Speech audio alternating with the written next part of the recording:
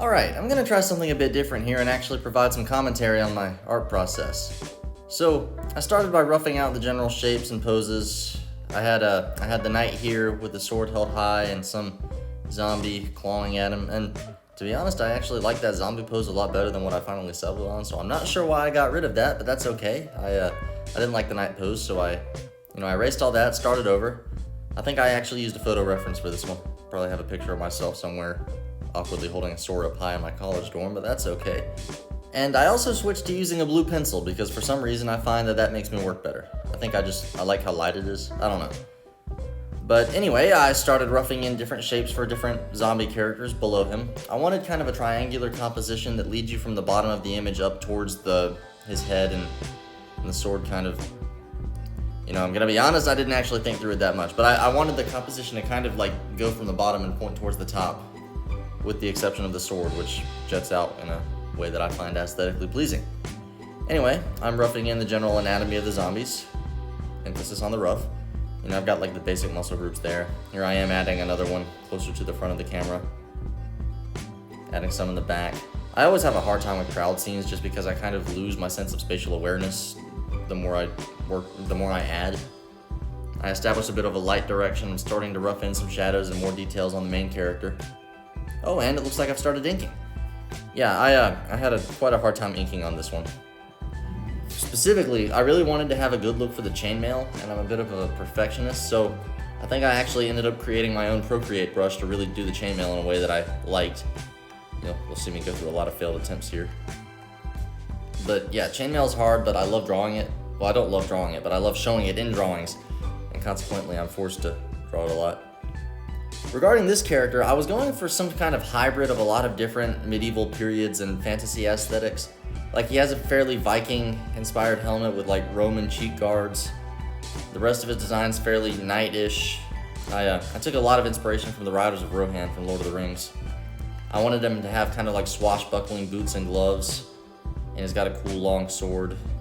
I don't know. I wanted him to look dark, but he could look heroic or menacing depending on the context.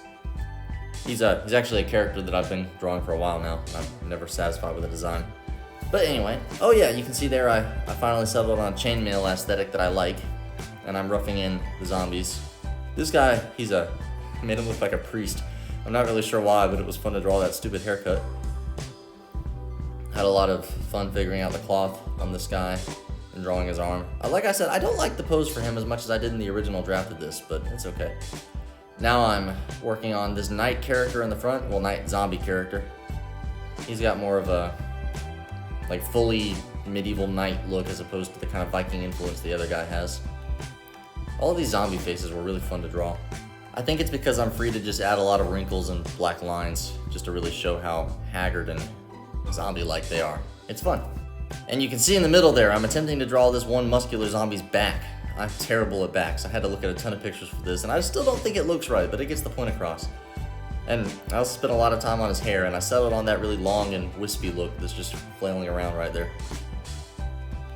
I think I overthought a lot of the elements of this a bit too much, especially in the crowd. Probably could have been a lot faster and looser, and it might have worked better.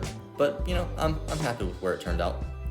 Here's another infected knight character. Gave him a classic bucket helm. He's got one of those, what are they? The shoulder cloth with like the cutout squares. I don't know what they are, but I like how they look. Finally gave the main guy a cape, adding another zombie in the background. I'm happy that I did kind of force myself to be less of a perfectionist with a lot of the zombies' facial expressions just because they're meant to look a bit uncanny. You'll notice that most of the zombies' heads are at about the same height, with the exception of that woman squatting in the back. I was trying to, give it a consistent sense of perspective, so the vanishing point would be somewhere behind all of the zombies' heads and we're about the same height as them, whereas the main character is higher than everything else. Like I said, except for a couple of the zombies who are lower down because they're zombies and they crouch and squat and crawl and stuff. And we're finally at my favorite part, which is adding in all of the blacks. I really like adding in a lot of black just because I find it visually striking, and it reminds me of one of my favorite comic artists, Mike Mignola. He's the guy that wrote all of the Hellboy comics. I got to throw a lot of black into the bottom of this image and in the cape of the main character, just because, you can't see in that cape and you can't see between all of those zombies. It's just ground, you don't need all the details. One thing I spent a lot of time trying to decide was what color their blood would be and how much of it to put in. I thought about red blood because most blood is red, but I eventually decided against that just because A, it didn't fit the color scheme very well, and B, I think black blood is a bit more disgusting. I mean, they're zombies, you know? It's like they have black sludge running through their veins. And of course, the rest of the colors are coming in now. I settled on blue and green for the main character just because I feel like you don't see that color scheme very often. I went with kind of a muted shade of both of them so that they didn't clash really. I don't know, I like it. It's a moody color scheme, but it's different. And then I threw mostly reds and browns and blacks into the background, and the zombies just, you know, it's different contrasts. I just realized I said that right after also saying that I didn't do red blood because it didn't fit the color scheme, so I'm not really sure what I meant there. But anyhow, I've started shading here, threw in some nice violent looking clouds in the background, roughing in the shading for the main character. I put a lot of time into that main tunic just because I figure that's a focal point. It's the only blue in the image, so people are going to be looking at that a lot. And I'm really bad at shading cloth, so this was a point of developing my skills for myself. Yeah, finally kind of reached a level that I thought looked pretty good, and then I worked on the helmet and wanted to get all of the reflections of the metal and leather right, because, you know, it doesn't look right if they're not reflective. I had a hard time figuring out what to do with the chainmail. I kind of put myself into a corner with that brush that I developed earlier because it puts black throughout the whole chainmail so I can get that level of detail, but then it's hard to highlight that, so chainmail's not really very shiny looking, which is fine. I think it works. The shading in general took quite a long time just because there's a lot of things in this image to shade and highlight and reflect and everything else. One thing I thought about a lot was specifically what color that I wanted the zombie's skin to be, because I knew I wanted it to be white. I had this kind of idea of sickly pale white zombies, but I couldn't quite find like the underlying hue for that. I didn't know if I wanted it to be blue or yellow or green. I think I settled on something somewhere between green and yellow. I think that was what I decided on. It kind of fit the color of the atmosphere well in a way that I thought. The initial concept for this image, I wanted a knight just kind of waiting in a horde of zombies with his sword held high, blood dripping from it. And I wanted it to have kind of almost a Zack Snyder or Ridley Scott inspired look, where it's really gritty, lots of contrast, blood, grit, and dirt, and mud everywhere, clouds in the background. You know, like the climax of a Zack Snyder movie always has like dramatic clouds, and it's very it almost looks like a heightened version of reality and not like it's actually real. I'm kind of odd in that I kind of pinball between liking really colorful and vibrant medieval aesthetics and then really dark and edgy and gritty medieval aesthetics. Kind of depends on my mood on any given day. Here I've started shading the zombie's skin a bit. I didn't go crazy with it, just kind of got the basic light and shadow information that you needed.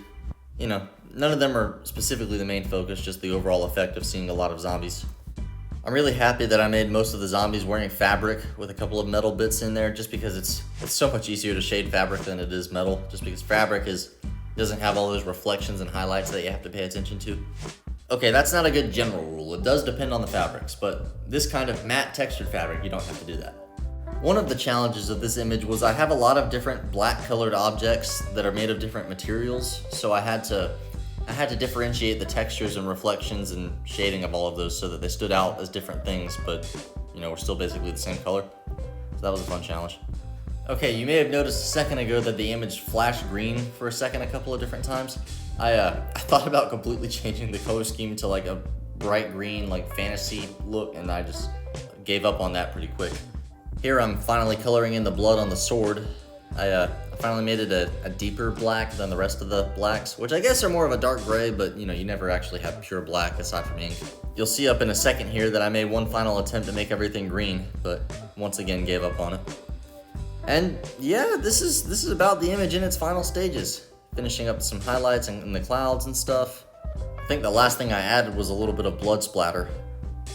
And then I threw on some textures to make it look more real, and that's it. Here's the final image.